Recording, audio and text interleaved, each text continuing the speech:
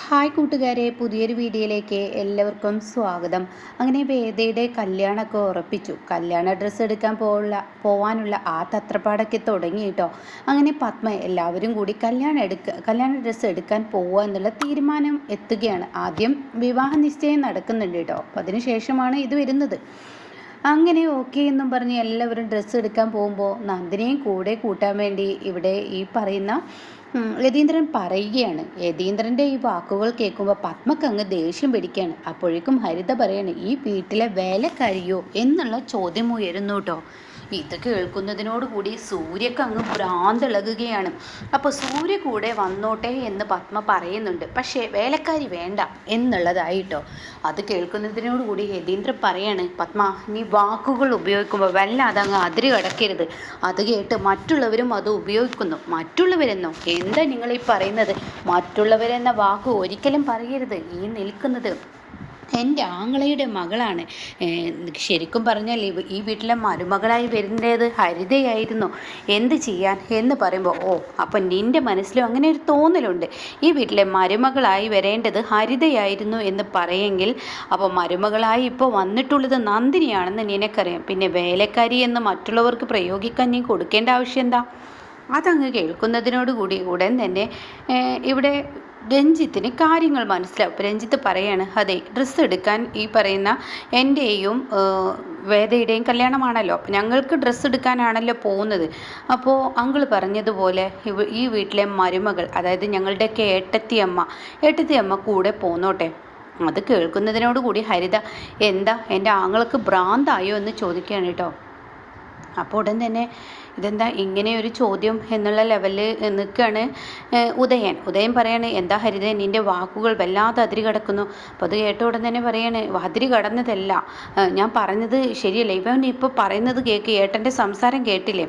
അപ്പോഴേക്കും രഞ്ജിത്ത് പറയാണ്, ഇല്ല, ഞാൻ ഇനി വിവാഹ ഡ്രസ്സ് എടുക്കാൻ പോകുന്നില്ല. ഇവിടെ സൂര്യയും വേണം, അതുപോലെ തന്നെ ഏട്ടത്തി അമ്മയായ ഈ പറയുന്ന നന്ദിനിയും വേണം. അതിന് ഹരിത തടസ്സം നിന്നിട്ടൊന്നും കാര്യമില്ല. നിങ്ങളെല്ലാവരും ഇവിടെ വേലക്കാരി എന്ന് ഉപമിക്കുമ്പോൾ കെട്ടിയ പുരുഷൻ അവൻ്റെ ഭാര്യയാണെന്ന് പറയുമ്പോൾ നമ്മളെല്ലാവരും അത് അംഗീകരിക്കണം. അതെങ്ങനെ കെട്ടി, എവിടുന്ന് കെട്ടി എന്നുള്ളതല്ല ഇവിടുത്തെ വാക്ക്. സൂര്യക്ക് ഇഷ്ടമായി അഗ്നിസാക്ഷിയായി താലി കെട്ടിയെങ്കിൽ തീർച്ചയായും ആ പെൺകുട്ടി ഈ വീട്ടിലെ മരുമകൾ തന്നെയാണ്. അപ്പം നിങ്ങളെല്ലാവരും അത് എതിർക്കാൻ നോക്കിയിട്ട് കാര്യമില്ല. ഇവിടെ ഞാൻ ഡ്രസ്സ് എടുക്കാൻ വരണമെന്നുണ്ടെങ്കിൽ ഈ പറയുന്ന നന്ദിനിയും സൂര്യ എൻ്റെ കൂടെ വേണം. അതാണ് ഈ കുടുംബത്തിലെ അംഗങ്ങൾ. അതായത് ഈ കുടുംബം ചേരുന്നത് അതോടുകൂടിയാണ്. അല്ലാതെ അവർ രണ്ടുപേരെയും ഒഴിവാക്കി ഞാൻ ഡ്രസ്സ് എടുക്കാനില്ല എന്ന് പറഞ്ഞിട്ട് രഞ്ജിത്ത് മാറി നിൽക്കുകയാണ്. ഇതോടുകൂടി പത്മ ആകെ പെട്ടു. അപ്പോൾ പത്മ ചെന്നിട്ട് ഹരിതയോട് പറയണം, എന്ത് ചെയ്യാൻ, എൻ്റെ ഏട്ടൻ എന്താ ഇങ്ങനെ ആയത്? എൻ്റെ ഏട്ടക്ക് വന്ന് ഇപ്പോൾ വട്ടായി എന്നാ തോന്നുന്നു എന്നിങ്ങനെ പറയുന്നുണ്ട് കേട്ടോ. അപ്പോഴും ഇവരാരും പിന്നെ ഇഷ്ടപ്പെടുന്നില്ല. ഈ പറയുന്ന ഇന്ദ്രജിക്ക് ഇഷ്ടപ്പെടുന്നില്ല, അതുപോലെ വിജയ്ക്ക് ഇഷ്ടപ്പെടുന്നില്ല, ഉദയന് ഇഷ്ടപ്പെടുന്നില്ല, വന്ദനയ്ക്ക് ആർക്കും ഇഷ്ടപ്പെടുന്നില്ല കേട്ടോ. അങ്ങനെ പിന്നീട് യതീന്ദ്രൻ പറയാണ്, എന്താണ് നിങ്ങളുടെ തീരുമാനം? കല്യാണം അങ്ങ് അടുക്കുന്നു, ഡ്രസ്സ് എടുക്കൽ ഇപ്പോൾ കഴിയണം, ബാക്കിയുള്ള കാര്യങ്ങൾ നോക്കണം, സ്വർണ്ണം എടുക്കാൻ പോകണം, അങ്ങനെ ഒത്തിരി പണികളുണ്ട്. അപ്പോൾ അതുകൊണ്ട് എന്താണ് നിൻ്റെ തീരുമാനം പത്മേ? അപ്പോഴേക്കും രഞ്ജിത്തെ, നീ എന്താ തീരുമാനിക്കുന്നത്? ഇവരുണ്ടെങ്കിൽ മാത്രമാണ് ഞാൻ പോരത്തുള്ളൂ എന്ന് പറയണം. അപ്പോഴേക്കും സൂര്യ പറയണം, ഞാൻ എന്തായാലും ഇല്ല, ഞാൻ വരും, എത്താതിരിക്കില്ല. എൻ്റെ പെങ്ങളുടെ വിവാഹത്തിന് ഡ്രസ്സ് എടുക്കാനുണ്ട്. പക്ഷേ എനിക്ക് കമ്പനിയിലോട്ടൊന്ന് പോകണം, അവിടെ അർച്ചൻ്റ് കാര്യം ചെയ്തു വെക്കാനുണ്ട്. അതിനുശേഷം ഞാൻ നേരിട്ട് അങ്ങോട്ടേക്ക് വന്നോളാം. നിങ്ങൾ നന്ദിനിയെ കൊണ്ടുപോകാൻ തയ്യാറാണെന്ന് ചോദിക്കാൻ. അത് കേൾക്കുന്ന രഞ്ജിത്ത് പറയണേ, നിങ്ങൾ വരാൻ വേണ്ടിയല്ലേ ഞാൻ വരില്ലെന്ന് പറഞ്ഞത്, അപ്പോൾ അതുകൊണ്ട് എനിക്ക് ഓക്കെയാണെന്ന് പറയാണ്. അങ്ങനെ നന്ദിനിയെയും കൂട്ടി ഇവരെല്ലാവരും ഡ്രസ്സ് എടുക്കാൻ പോവുകയാണ്. പത്മക്കും മിണ്ടാനാവുന്നില്ല, ഈ പറയുന്ന ഹരിതക്കും ഒന്നും പറയാനാവുന്നില്ല. ഈ നിൽക്കുന്ന രഞ്ജിത്ത് തന്നെയാണ് നന്ദിനിയെ കൂടെ കൂട്ടാൻ പറഞ്ഞിരിക്കുന്നത് കേട്ടോ. അങ്ങനെ ഇവരാണെങ്കിലോ ഡ്രസ്സ് കടയിൽ ചെന്ന് നന്ദിനിയെ അങ്ങ് മാറ്റി നിർത്തുകയാണ്. അതായത് ഒരു ദാസിപ്പണി ചെയ്യുന്നത് പോലെ നന്ദിനിയെ അങ്ങ് ആക്കുകയാണ്. ദാസിയായിട്ട് തന്നെ ഇവരുടെ പിറകെ നിൽക്കുകയാണ്. അപ്പോൾ ഇവർ മൈൻഡ് ചെയ്യത്തൊന്നുമില്ല, ഇവർ ചോദിക്കത്തില്ല, ഒന്നും ചെയ്യുന്നില്ല. ഹരിത, ഇന്ദ്രജ, വേദ ഇവർ ഡ്രസ്സ് എടുക്കുന്ന ആ സെലക്ഷൻ എങ്ങനെ, ഈ സെലക്ഷൻ എങ്ങനെ, മോഡേൺ ഡ്രസ്സ് എങ്ങനെ, അങ്ങനെ ഇങ്ങനെ എന്നൊക്കെ പറയുന്നുണ്ട് കേട്ടോ. അങ്ങനെ ഇവർ ഓരോ ഭാഗത്തു നിന്ന് ഓരോ ഡ്രസ്സ് എടുക്കുമ്പോഴും അവിടുന്ന് തന്നെ അത് കവറിലാക്കി കൊടുക്കുന്ന ആ ഒരു സിസ്റ്റാണ്. അപ്പോൾ അവരത് അപ്പോൾ തന്നെ നന്ദിനിയുടെ കയ്യിലിങ്ങനെ കൊടുക്കണം. അങ്ങനെ ഓരോ ലോഡും നന്ദിനിയുടെ കയ്യിലിങ്ങനെ ഇവർ ഓരോ ഭാഗത്ത് പോകുമ്പോഴും ഇങ്ങനെ കൊടുക്കുന്നുണ്ട്. അപ്പോൾ ഇതെല്ലാം സൂര്യ കാണുന്നില്ലല്ലോ. അങ്ങനെ നന്ദിനിയെ ഉപയോഗിച്ചും കൊണ്ടിരിക്കുകയാണ്. ഇവരുടെ ആവശ്യങ്ങൾക്കായി ഇവരൊരു പണിക്കാരത്തിയെ പോലെ നന്ദിനിയെ ഇങ്ങനെ കണ്ടും കൊണ്ടിരിക്കുകയാണ്. നന്ദിനിയാണെങ്കിലോ ആരോടും പരിഭവമില്ല. ആരെന്ത് പറഞ്ഞാലും അതെല്ലാം സഹിക്കാനും ക്ഷമിക്കാനും ക്ഷമയുള്ളവളായതുകൊണ്ട് തന്നെ നിൽക്കുന്നു. അങ്ങനെ സൂര്യ എത്തുകയാണ്. സൂര്യ എത്തുമ്പോൾ സൂര്യ ചോദിക്കുകയാണ്, നന്ദിനി നിനക്കുള്ള ഡ്രസ്സ് എടുത്തോ? അത് കേൾക്കുന്നതിനോട് കൂടി എല്ലാവരും ഇങ്ങനെ നോക്കി നിൽക്കണം കേട്ടോ. അപ്പോൾ സൂര്യയാണെങ്കിൽ ചെറുതായി ഒന്ന് മദ്യപിച്ചിട്ടുണ്ട്. അപ്പോൾ ഉടൻ തന്നെ നന്ദിനി പറയാ, ഇല്ല എടുത്തിട്ടില്ല, സൂര്യ സാർ മദ്യപിച്ചിട്ടുണ്ട്. നന്ദിനി നീ ഒന്നും മിണ്ടാതെ നിന്നെ, നിനക്കുള്ള ഡ്രസ്സ് എടുക്കേണ്ടേ? എന്താ നിൻ്റെ കയ്യിൽ ലഗേജുകൾ? നീ മറ്റുള്ളവർക്ക് ഡ്രസ്സ് എടുക്കാൻ എന്തിനാ നിൽക്കുന്നത്? നീ മറ്റുള്ളവരുടെ അടിമപ്പണി ചെയ്യരുത്, ഞാൻ എന്നോട് പറഞ്ഞതല്ലേ എന്ന് പറഞ്ഞിട്ട് നന്ദിനിയുടെ കയ്യിലുള്ള ആ കവറുകളെല്ലാം എടുത്ത് വലിച്ചെറിയുകയാണ്. ഓരോരുത്തരുടെ കവറ് വേണമെങ്കിൽ ഓരോരുത്തർ പിടിച്ചോട്ടെ, ഓരോരുത്തരുടെ ഡ്രസ്സ് സെലക്ട് ചെയ്ത് ഓരോരുത്തർ പിടിച്ചോട്ടെ, അല്ലാതെ മറ്റുള്ളവരെ ഏൽപ്പിക്കേണ്ട, നീ ആരുടെയും ദാസിയല്ല എന്ന് പറഞ്ഞിട്ട് സൂര്യ കൊണ്ടുപോവാണ്. അങ്ങനെ സൂര്യ കൊണ്ടുപോകുമ്പോൾ ഉടൻ തന്നെ, അതെ, നിനക്ക് നിൻ്റെ ഭാര്യയുടെ വില എന്തെന്ന് അറിയില്ല. കാരണം നിൻ്റെ ഭാര്യ നിൽക്കുന്ന ഒരു വേലക്കാരി സ്ഥാനത്താണ്. അവൾക്ക് ഞങ്ങളെപ്പോലെ ഒരു സ്റ്റാൻഡേർഡുള്ള കുടുംബത്തിൽ ജനിച്ചവളല്ല. ഞങ്ങൾ പണത്തിലാണ് ഞങ്ങൾ ജനിച്ചത്. അതുകൊണ്ട് തന്നെ ഞങ്ങളുടെ ഡ്രസ്സ് എടുക്കുന്ന സെലക്ഷനൊന്നും അവളെ എന്തായാലും ഞങ്ങൾക്ക് ഉൾപ്പെടുത്താനും പറ്റത്തില്ല. എൻ്റെ ഏട്ടൻ പൊട്ടനായതുകൊണ്ട് അവളെ കൊണ്ടുവന്നു. പക്ഷെ കൊണ്ടുവന്നതിൽ ഒരു ഉപകാരം ഉണ്ടായി, ഞങ്ങളുടെ ലഗേജൊക്കെ പിടിക്കാൻ പറ്റിയൊരു തരക്കാരിയാണെന്ന് മനസ്സിലായി. അപ്പോൾ ഈ സമയം നന്ദിനി ഇങ്ങനെ പേടിച്ച് നോക്കുക സൂര്യയെ. അപ്പോൾ ഉടൻ തന്നെ ഹരിത ഈ വാക്കുകൾ പറയുമ്പോൾ ഉടൻ തന്നെ സൂര്യക്ക് നല്ല സങ്കടമാവുന്നുണ്ട്. അതുകൊണ്ട് ഒരിക്കലും അവൾക്കൊരു മോഡേൺ ഡ്രസ്സ് ഇടാനോ അവൾ നല്ലൊരു വൃത്തിക്ക് നടക്കാനോ ഒന്നും അവൾക്ക് അറിയത്തില്ല. ഈ സാരി ഈ ഒരു മിഡിൽ ക്ലാസ് എന്ന് ഇവളെ പറയാൻ പറ്റത്തില്ല. അങ്ങനെ ഒരു ഫാമിലിയിൽ ജനിച്ചവളല്ലേ ഇവള്. അപ്പോൾ ആ രീതിയിലൊക്കെ കാണുള്ളൂ. നിനക്ക് ബുദ്ധിയില്ലാത്തതുകൊണ്ട് നീ കല്യാണം കഴിച്ചു എന്നൊക്കെ ഇങ്ങനെ പറയുകയാണ്. അങ്ങനെ സൂര്യക്ക് ദേഷ്യം പിടിക്കുകയാണ്. ഓഹോ, നീ അങ്ങനെ വെല്ലുവിളിക്കുന്നോ? എന്നാൽ എൻ്റെ നന്ദിനി ഈ ഒരു ലെവലിലോട്ട് മാറുന്നത് ഞാൻ നിനക്ക് കാണിച്ചു തരാം. അതിനധികം സമയമൊന്നും വേണ്ട, മാറ്റാനും എനിക്ക് കഴിയും. അത് കേട്ട ഉടനെ തന്നെ ഹരിത പറയണേ, നീ എത്ര ശ്രമിച്ചിട്ടും കാര്യമില്ല, അവൾ മാറത്തില്ല, അവളുടെ സ്വഭാവം അങ്ങനെയാണ്, അവൾക്ക് ഒരിക്കലും മാറാൻ കഴിയില്ല എന്ന് പറയണ കേട്ടോ. അങ്ങനെ നന്ദിനിയെ കൊണ്ടുപോവാണ്. നന്ദിനിക്ക് ഇങ്ങനെ ഡ്രസ്സുകളൊക്കെ ഓരോന്നോരോന്നായി കാണിച്ചു കൊടുക്കുമ്പോൾ നന്ദിനി അയ്യേ ഇതൊന്നും ഒരു ഭംഗിയില്ല, ചുരിദാറുകളാണ് കാണിച്ചു കൊടുക്കുന്നത്, അപ്പോൾ ഇതൊന്നും ഭംഗിയില്ല എന്ന് പറയുന്നത്. പിന്നെ കൈയില്ലാത്ത ഡ്രസ്സ് എടുത്ത് കൊടുക്കുകയാണ്. സ്ലീവ്ലെസ് ഡ്രസ്സ് എടുത്ത് കൊടുക്കുമ്പോൾ ഒരിക്കലും ഇഷ്ടപ്പെടുന്നില്ല കേട്ടോ നന്ദിനിക്ക്. അയ്യോ ഇതെന്താ, ഈ ചുരിദാർ കാണാൻ, ഈ ടോപ്പ് കാണാൻ രസമുണ്ട്, പക്ഷേ എന്തോ ഇതിന് കൈയില്ല. അപ്പോൾ സൂര്യ പറയണത് ഇത് കൈയില്ലാത്ത മോഡേൺ ഡ്രസ്സുകളാണ്, ഇങ്ങനെയൊക്കെയാണ് നടക്കേണ്ടത്. അയ്യോ എനിക്കെൻ്റെ ശരീരം പുറത്ത് കാണിച്ച് നടക്കാൻ പറ്റത്തില്ല എന്ന് പറയണത്. അപ്പോൾ ഈ സമയം സൂര്യ പറയാണ്, മോഡേൺ എന്ന് പറഞ്ഞ് അവൾ കളിയാക്കിയത് ഇതൊക്കെയാണ്, അപ്പം നീ അത്യാവശ്യം അങ്ങനെ ആവണമെന്നില്ല എനിക്ക് എന്ന് പറയാണ്. അപ്പോഴേക്കും സൂര്യ പറയണേ, നീ ഇങ്ങനെ നിൻ്റെ കൈയും കാലും കാണിക്കണമെന്ന് ഞാൻ ആവശ്യപ്പെടുന്നില്ല, നീ കാണിക്കണ്ട, പക്ഷേ അത് ഇപ്പോഴത്തെ ട്രെൻഡിങ്ങിനനുസരിച്ചുള്ള ഡ്രസ്സിന് എനിക്ക് ഇടാൻ പറ്റത്തില്ലേ? സൂര്യ സാർ ഞാൻ ഈ സാരി എടുത്തോളാം. അപ്പോഴേക്കും ഹരിത പറയണേ, ഇപ്പം എന്തായി, കൈയില്ലാത്ത ഡ്രസ്സ് എന്താണെന്ന് പോലും അവൾ കണ്ടിട്ടില്ല, ഇതാണ് ഏതോ ഈ പറയുന്ന പത്മാൻറ്റി പറഞ്ഞതുപോലെ തന്നെ തൊഴുത്തിൽ ജനിച്ചവർക്ക് ഇങ്ങനെയൊക്കെ തന്നെ കഴിയുള്ളൂ, നീ വെറുതെ ശ്രമിക്കണ്ട എന്ന് പറയണം. അപ്പോഴേക്കും സൂര്യക്ക് ദേഷ്യം പിടിക്കുകയാണ് കേട്ടോ. അപ്പോഴാണ് അവിടെ രഞ്ജിത്ത് പറയുന്നത്, സൂര്യ നമുക്ക് ഡ്രസ്സ് എടുക്കാൻ പോകണ്ടേ, എനിക്കുള്ള ഡ്രസ്സ് സൂര്യ വേണം സെലക്ട് ചെയ്യാൻ, ഈ നിൽക്കുന്ന നന്ദിനിയും കൂടെ ആവട്ടെ, നന്ദിനിയുടെ സെലക്ഷൻ ഒരിക്കലും മോശമാവില്ല, അത്യാവശ്യം ഒക്കെ അറിയാം നന്ദിനിക്ക്, അതുകൊണ്ട് എനിക്ക് നന്ദിനിയും സൂര്യയും കൂടി ഡ്രസ്സ് സെലക്ട് ചെയ്താൽ മതി എന്ന് പറയുന്നത്. അത് ശരിക്കും തൻ്റെ മുഖത്തടിച്ചതുപോലെ ആവുകയാണ് ഹരിതയ്ക്ക്. എൻ്റെ ഏട്ടനാണല്ലോ പറയുന്നത്. അങ്ങനെ ഇവരെല്ലാവരും കൂടി രഞ്ജിത്തിന് ഡ്രസ്സ് എടുക്കാൻ പോവുകയാണ്. അപ്പോൾ അതിനിടയ്ക്ക് അപ്പുറത്ത് തന്നെ സാരിയുടെ ആ ഒരു കാര്യവും നോക്കുന്നുണ്ട് കേട്ടോ, തൊട്ടപ്പുറത്ത് തന്നെയാണ്. അപ്പോൾ ഇവർ എല്ലാവരും കൂടി ഒരുമിച്ച് നിൽക്കുന്നുണ്ട്. അതായത് പത്മ, വന്ദന, ഉദയൻ, യതീന്ദ്രൻ, പിന്നീട് ഇന്ദ്രജയുടെ ഭർത്താവ് വിജയ്, അതുപോലെ നന്ദിനിയും സൂര്യയും തൊട്ടപ്പുറത്തായിട്ട് രഞ്ജിത്തും നിൽക്കുന്നുണ്ട്. അപ്പോൾ ആ സമയം പെട്ടെന്ന് സൂര്യക്ക് ഒരു ഫോൺ വരികയാണ്. അപ്പോൾ സൂര്യ ആണെങ്കിലോ ഒരു മിനിറ്റ് എന്ന് പറഞ്ഞിട്ട് ആ ഫോൺ എടുത്തിട്ട് പുറത്തോട്ട് പോവാണ്. അപ്പോൾ നന്ദിനിയുടെ അടുത്തൂടെ ഒരാളിങ്ങനെ കടന്നു പോകുന്നുണ്ട്. അപ്പം തന്നെ അവിടെ അങ്ങ് കറണ്ട് പോവാണ്, ആ ഭാഗത്ത് കറണ്ട് പോവാണ്. അതോടുകൂടി ഒരു കരച്ചിലും, പിന്നീട് രഞ്ജിത്തിൻ്റെ കഴുത്തിന് പിടിക്കുന്ന ആ രംഗാണ്. അതായത് നന്ദിനിയാണ് പിടിച്ചിരിക്കുന്നത്. എടാ വൃത്തികെട്ടവനെ, നീ എൻ്റെ ദേഹത്ത് തൊടുകൂടാ എന്ന് പറഞ്ഞിട്ട് രഞ്ജിത്തിനെ അങ്ങ് പിടിച്ച ആ ഒരു രംഗാണ്. അതോടുകൂടി കറണ്ട് വരികയും ചെയ്തു. കറണ്ട് വന്നു വന്നതിനോട് കൂടിയിട്ട് രഞ്ജിത്തിൻ്റെ കഴുത്തിലാണ് നന്ദിനി പിടിച്ചിരിക്കുന്നത്. ഇത് കാണുന്ന എല്ലാവരും ഞെട്ടി നിൽക്കുകയാണ്. അപ്പോഴേക്കും പത്മക്ക് അങ്ങ് ദേഷ്യം പിടിക്കണ്ടേ, എന്താടി നീ കാണിച്ചത്? എൻ്റെ മരുമകനെയാണ് നീ തൊട്ടത്, നീ ആരടി അവൻ്റെ കഴുത്തിന് കയറി പിടിക്കാൻ എന്ന് ചോദിക്കുമ്പോൾ എൻ്റെ തൊടാൻ പാടില്ലാത്ത സ്ഥലത്ത് തൊട്ടാൽ പിന്നെ ഞാൻ എന്ത് ചെയ്യുമെന്ന് നന്ദിനി ചോദിക്കുകയാണ്.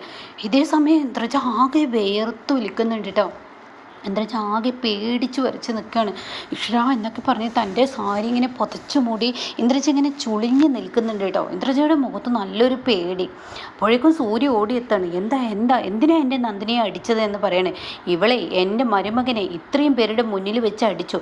അപ്പോഴേക്കും നന്ദിനി പറയാണ്, സോറി രഞ്ജിത്ത് സാർ, എന്നെ ആരോ എൻ്റെ ദേഹത്ത് തൊട്ടു, അതെനിക്ക് ഉറപ്പാണ്. പക്ഷെ അതാരെന്ന് എനിക്കറിയില്ല, അതുകൊണ്ടാണ് ഞാൻ അലറിയത്. അത് സാറാണെന്ന് കരുതിയിട്ടാണ് സാറിൻ്റെ ആ ആളാണെന്ന് കരുതിയിട്ടാണ് സാറിൻ്റെ കഴുത്തിന് ഞാൻ പിടിച്ചത് എന്ന് പറയാണ് കേട്ടോ. അപ്പോഴേക്കും എടി നിന്നെ കൊണ്ടുവരണ്ട എന്ന് രഞ്ജിത്തിനോട് ഒത്തിരി തവണ പറഞ്ഞതാണ്. പക്ഷെ രഞ്ജിത്ത് അത് കേട്ടില്ല. ഇപ്പോഴെന്താ ഉണ്ടായത്? നിനക്ക് തന്നെ ശിക്ഷ കിട്ടിയില്ലേ? ഇത്രയും ആളുകളുടെ മുന്നിൽ വെച്ച് അപമാനിതനായില്ലേ എന്നിങ്ങനെ ഹരിതയും പറയാണ്. അപ്പോൾ ആ സമയം നന്ദിനി സോറി എന്ന് പറയണം കേട്ടോ. ഒരിക്കലും താങ്കളെ ഞാൻ കുറ്റപ്പെടുത്തിയതല്ല. എൻ്റെ ദേഹത്ത് ആരോ തൊട്ടു എന്നുള്ളത് എനിക്ക് സത്യമാണ്. ആ കറണ്ട് പോകുന്നതിന് തൊട്ട് മുന്നേ ഒരാൾ ഇതുവഴി പോകുന്നത് ഞാൻ കണ്ടതാണ്. അപ്പോൾ അയാളെന്ന് കരുതി ഞാൻ പിടിച്ചതാണെന്ന് പറയണം കേട്ടോ. അതേസമയം സൂര്യക്ക് ദേഷ്യം പിടിക്കുകയാണ്. ഇതിൻ്റെ സത്യാവസ്ഥ കണ്ടെത്തണം. നിങ്ങളുടെ മരുമകനെ ഒരിക്കലും ആരും കളിയാക്കാനോ ഇവിടെ അപമാനിതനാക്കാനോ ശ്രമിച്ചിട്ടില്ല. രഞ്ജിത്തിൻ്റെ നിരപരാധിത്വം ഇപ്പോൾ ഇവിടെ തെളിയിക്കാലോ. നന്ദിനി പറയുന്നത് ഇവൾ പച്ച കള്ളമാണ് പറയുന്നത്. ഇത്രയും സ്ത്രീകളുണ്ടായിട്ടും ആരുടെയും ദേഹത്ത് തൊടാതെ ഇവളുടെ ദേഹത്ത് മാത്രം തൊട്ടു എന്ന് പറയുമ്പോൾ തന്നെ നമുക്ക് അറിയാലോ എന്താണ് ഇവിടെ സംഭവിച്ചെന്ന്. ഇവൾ ഇങ്ങനെയൊക്കെ തന്നെ പറയത്തുള്ളൂ. ഇവളെ എന്നും നുണക്കഥ മെനയുന്നവളാണ്. ഇവളെ എല്ലാവർക്കും അറിയാം. അതുകൊണ്ട് ഞാനൊരു കാര്യം പറയട്ടെ, ഗുണ്ടകൾ തട്ടിക്കൊണ്ടു പോകുന്നത് ഇവളെ മാത്രം. എന്താ ഇവൾക്ക് ഇത്ര വല്ലാത്ത സൗന്ദര്യം ഉണ്ടോ? അതുമില്ല. അപ്പോൾ സൂര്യ ഇങ്ങനെ തൻ്റെ ഭാര്യയെ കുറ്റപ്പെടുത്തുമെന്ന് കാണുമ്പോൾ സൂര്യ പറയണു, ശരി, എൻ്റെ ഭാര്യ അങ്ങനെ ആരോടും ഇന്ന് ഇവരെ കള്ളം പറഞ്ഞിട്ടില്ല. മനഃപൂർവ്വം എൻ്റെ ഭാര്യയെ ദ്രോഹിക്കാൻ ചിലവർ ശ്രമിക്കുന്നത് കൊണ്ട് തന്നെ ഇവിടെ CCTV ദൃശ്യം ഉണ്ടാവും, അതങ്ങ് നോക്കാമെന്ന് പറയട്ടോ. അങ്ങനെ ഇവർ CCTV ദൃശ്യം നോക്കുകയാണ്. അപ്പോൾ ഈ സമയം ആ ഒരു ഭാഗത്തെ ക്യാമറ നോക്കാൻ പോകുമ്പോൾ അവിടെ ഇരുട്ടാണ്. അപ്പോൾ ഉടൻ തന്നെ വിജയ് പറയണേ, ഈ കറണ്ട് പോയാൽ പിന്നെ എങ്ങനെ CCTV വർക്കാവും? അതിനൊക്കെയുള്ള കാര്യങ്ങൾ ഞങ്ങൾ ചെയ്തിട്ടുണ്ടെന്ന് അവിടുത്തെ മാനേജർ പറയാണ്. അങ്ങനെ ഈ സമയം അവിടെ ഇങ്ങനെ ഒരു നീല കളറ് തുണി ഇങ്ങനെ വിരിച്ചതായിട്ട് CCTVയുടെ മുന്നിൽ കാണാണ്. അപ്പോൾ ഉടൻ തന്നെ അയാൾ പറയണേ, ഈ ക്യാമറയുടെ മുകളിൽ എന്തോ തുണി വീണിട്ടുണ്ട്, അതാണ് ആ കളർ കാണിക്കുന്നതെന്ന് പറയാണ്. അങ്ങനെ ഇവർ ഓടിച്ചെന്ന് നോക്കുമ്പോൾ ആ CCTVയുടെ മുകളിലായിട്ട് ഒരു തുണിക്കഷ്ണം ഇട്ടിട്ടുണ്ട് കേട്ടോ. അപ്പോൾ ഉടൻ തന്നെ സൂര്യ പറയണ, കണ്ടില്ലേ, ഇത് എൻ്റെ ഭാര്യ മനഃപൂർവ്വം ആരോ ചെയ്യണമെന്ന് വിചാരിച്ചിട്ട് മുൻകൂട്ടി പ്ലാൻ ചെയ്തതാണ്. ഇതങ്ങനെ വെറുതെ വിടാൻ പറ്റത്തില്ല എന്ന് പറഞ്ഞിട്ട് സൂര്യ അങ്ങനെ തിരിഞ്ഞു നോക്കുമ്പോൾ നേരെ ഓപ്പോസിറ്റ് വേറൊരു ക്യാമറയുണ്ട് കേട്ടോ. അപ്പോൾ അത് ചെക്ക് ചെയ്യാമെന്ന് പറയണേ. അങ്ങനെ അത് ചെക്ക് ചെയ്യാൻ വേണ്ടി പോവുകയാണ്. അപ്പോൾ അതിലുണ്ടാവും എന്ന പ്രതീക്ഷ സൂര്യക്കുണ്ട് കേട്ടോ. പക്ഷേ ആ ക്യാമറ ഇങ്ങനെ വരുന്ന സമയത്ത് അവിടെ ആ ഒരു വരുന്ന ഒരു സീനെ കാണിക്കുള്ളൂ. അപ്പോഴേക്കും അതിൻ്റെ മുകളിൽ ഒരു തുണി വീണിരിക്കുന്നു കേട്ടോ. അപ്പോൾ സൂര്യ പറയണത്, ഇത് കണ്ടോ, ഇത് മനഃപൂർവ്വം ആരോ ചെയ്തതാണ്, അതെനിക്ക് മനസ്സിലായി. അപ്പോൾ അതുകൊണ്ട് ഇതങ്ങനെ വെറുതെ വിടാൻ പറ്റത്തില്ല എന്ന് പറയാണ്. ഇതേ സമയം ഇന്ദ്രജ ആണെങ്കിലോ ആകെ പേടിച്ച് വരച്ച് നിൽക്കുന്ന ആ ഒരു സീനും കാണിക്കുന്നുണ്ട് കേട്ടോ. പിന്നീട് ഇവർ ഡ്രസ്സ് എടുക്കലൊക്കെ നിർത്തി വീട്ടിലോട്ട് പോവാണ്. എല്ലാവർക്കും സങ്കടമായി. കാരണം ഇത് ശരിക്കും അടികിട്ടിയിരിക്കുന്നത് രഞ്ജിത്തിനാണ്. രഞ്ജിത്ത് നന്ദിനിയുടെ തൊടാൻ പാടില്ലാത്ത സ്ഥലത്ത് തൊട്ടു എന്നൊക്കെ പറയുമ്പോൾ അതെത്രയായാലും അത് നാണക്കേടല്ലേ. അപ്പോൾ തൻ്റെ മരുമകനെ കുറിച്ച് ഇങ്ങനെയൊക്കെ പറയുമ്പോൾ ഒരിക്കലും ആർക്കും അംഗീകരിക്കാൻ പറ്റുന്നില്ല കേട്ടോ. അങ്ങനെ രഞ്ജിത്തിനോട് നന്ദിനി വന്ന് മാപ്പൊക്കെ പറയുന്നുണ്ട്. ഞാൻ എൻ്റെ മുന്നിലൂടെ കടന്നു പോയ ആളെന്ന് കരുതിയാണ് നിൻ്റെ കഴുത്തിന് പിടിച്ചത്, അത് ശരിക്കും വിഷമമായിട്ടുണ്ടാവും എന്ന് എനിക്കറിയാം, മനഃപൂർവ്വമല്ല എന്നൊക്കെ പറഞ്ഞ് നന്ദിനി മാപ്പ് പറയുമ്പോൾ എനിക്കത് വിഷയമൊന്നുമല്ല എന്ന് പറഞ്ഞിട്ട് രഞ്ജിത്ത് അത് മാറുന്നുണ്ട് കേട്ടോ. എന്നാൽ ഈ സമയം ഇന്ദ്രജ വീട്ടിലെത്തിയിട്ടും ഇന്ദ്രജക്ക് ഭയങ്കര ടെൻഷനാണ്. ഇന്ദ്രജ ഇങ്ങനെ ടെൻഷൻ അടിച്ച് നിൽക്കുമ്പോൾ വേദ ചോദിക്കുകയാണ്, സത്യത്തിൽ നീ എന്തിനാ ചേച്ചി ഇങ്ങനെ ടെൻഷൻ അടിക്കുന്നത്? എന്തെത്ര ഇല്ലാത്ത ടെൻഷൻ എന്ന് ചോദിക്കുമ്പോൾ അതൊന്നും പറയണ്ട, ആ ഒരു സംഭവം എന്നെ ഓർമ്മപ്പെടുത്തല്ലേ. എന്നാൽ അവൾ രഞ്ജിത്തിനെ കുറിച്ച് പറഞ്ഞത് കേട്ടില്ലേ, ശരിക്കും എൻ്റെ തൊലി ഉരിഞ്ഞു പോയി. ശരിക്കും രഞ്ജിത്ത് എല്ലാവർക്കും മുന്നിൽ നന്ദിനിയെ കയറി പിടിച്ചു എന്നുള്ള ആ ഒരു കാര്യമില്ല അവിടെ അവൾ ഉണ്ടാക്കിയെടുത്ത്. എന്താ അവളുടെ മിടുക്ക്, നീ ഒന്ന് നിർത്തുന്നുണ്ടോ എന്ന് ചോദിക്കുന്നു. അത് കേട്ട ഉടനെ എന്തിനാ ചേച്ചി ഞാനിതിങ്ങനെ പറയുമ്പോൾ നിർത്തുന്നുണ്ടോ എന്നിങ്ങനെ പറയുന്നു. അപ്പോഴാണ് കേട്ടോ പത്മ അങ്ങോട്ടേക്ക് വരുന്നത്. അപ്പോൾ പത്മ പറയാണ്, അവളെ കൊണ്ടുപോയതിൽ ഇപ്പം എന്താ കാര്യം ഉണ്ടായത്? എല്ലാവർക്കും മുന്നേ നമ്മുടെ മരുമകനാവാൻ പോകുന്ന, വേദയുടെ ഭർത്താവാൻ പോകുന്ന രഞ്ജിത്തിനെ അവൾ കയറി പിടിച്ചു എന്ന രീതിയിലാക്കി തീർത്തു. എന്തൊരു സൗന്ദര്യമാണ് അവൾക്കുള്ളത്. എന്നിട്ട് അവളുടെ കാട്ടിക്കുട്ടൽ കണ്ട എന്താ, മനഃപൂർവ്വം മറ്റുള്ളവരെ അവൾ നന്മമരം ചമഞ്ഞ് മറ്റുള്ളവരെ വേദനിപ്പിക്കുക. ഇതാണ് അവൾ ചെയ്യുന്നത്. ഈ മുറിവ് ആരുടെയും മനസ്സിൽ നിന്നും പോവില്ല എന്ന് പറയുമ്പോൾ മമ്മി ഒന്ന് നിർത്ത് എന്ന് ഇന്ദ്രജ് പറയാണ്. ആ സമയം എന്തിനാണ് ഞാൻ നിർത്തുന്നത് എന്നിങ്ങനെ പത്മ ചോദിക്കുകയാണ്. മമ്മി അക്കാര്യം എന്നെ ഓർമ്മപ്പെടുത്തല്ലേ, എനിക്ക് പേടിയാവുന്നു എന്ന് പറയാണ്. ഇതേ സമയം തൻ്റെ സാരി എടുത്ത് വീണ്ടും ഇന്ദ്രജ് അങ്ങനെ പുതക്കുകയാണ് കേട്ടോ. അങ്ങനെ ചൂളി പിടിക്കുകയാണ്, ദേഹം മൊത്തത്തിൽ ഇങ്ങനെ തൻ്റെ ഉള്ളിലോട്ട് തന്നെ ഇറുക്കി പിടിക്കുകയാണ്. അപ്പോൾ പത്മ ചോദിക്കുകയാണ്, എന്താ നിൻ്റെ പ്രശ്നം? മമ്മി ഇക്കാര്യത്തിൽ അവളെ കുറ്റം പറയല്ലേ മമ്മി. അത് കേൾക്കുന്നതിനോടുകൂടി നീ എന്താ ഇപ്പോൾ നന്മമരത്തിൻ്റെ അങ്ങോട്ടേക്ക് ചാഞ്ഞോ, നന്ദിനിയുടെ ആളായോ സൂര്യയെ പോലെ എന്ന് ചോദിക്കുമ്പോൾ മമ്മി സത്യത്തിൽ അവിടെ സംഭവിച്ചത് അതൊന്നുമല്ല, എന്താ പിന്നെ സംഭവിച്ചതെന്ന് ചോദിക്കുന്നു. ആ സമയം ഉടൻ തന്നെ പറയാണ്, മമ്മി ആ കറണ്ട് പോകുന്ന സമയത്ത് അതിനൊരാൾ കടന്നു പോയിരുന്നു. രഞ്ജിത്ത് തൊട്ടരികിലുണ്ടായിരുന്നു, ഇപ്പുറത്ത് നന്ദിനി നിന്നിരുന്നു, അതിൻ്റെ തൊട്ടപ്പുറത്തായി ഞാൻ നിൽക്കുന്നുണ്ടായിരുന്നു. പക്ഷേ ആരെന്നറിയില്ല, ആ കറണ്ട് പോയ ആ സമയത്ത് എൻ്റെ ദേഹത്ത് കയറി പിടിച്ചു മമ്മി. തൊടാൻ പാടില്ലാത്തൊരു സ്ഥലത്ത് തൊട്ടു മമ്മി. എനിക്കത് ആലോചിക്കുമ്പോൾ തന്നെ എനിക്ക് നാണക്കേട് തോന്നുന്നു. ഞാനാണ് മമ്മി അലറി വിളിച്ച് കരഞ്ഞത് മമ്മി. അപ്പോൾ ഉടൻ തന്നെ ഇന്ദ്രജിത്ത് നീ എന്താ പറയുന്നത്? നിന്നെയാണോ കയറി പിടിച്ചത്? ആരാ ചെയ്തത്? അതെനിക്കറിയില്ല മമ്മി, ഞാനാണ് അവിടെ കരഞ്ഞത്.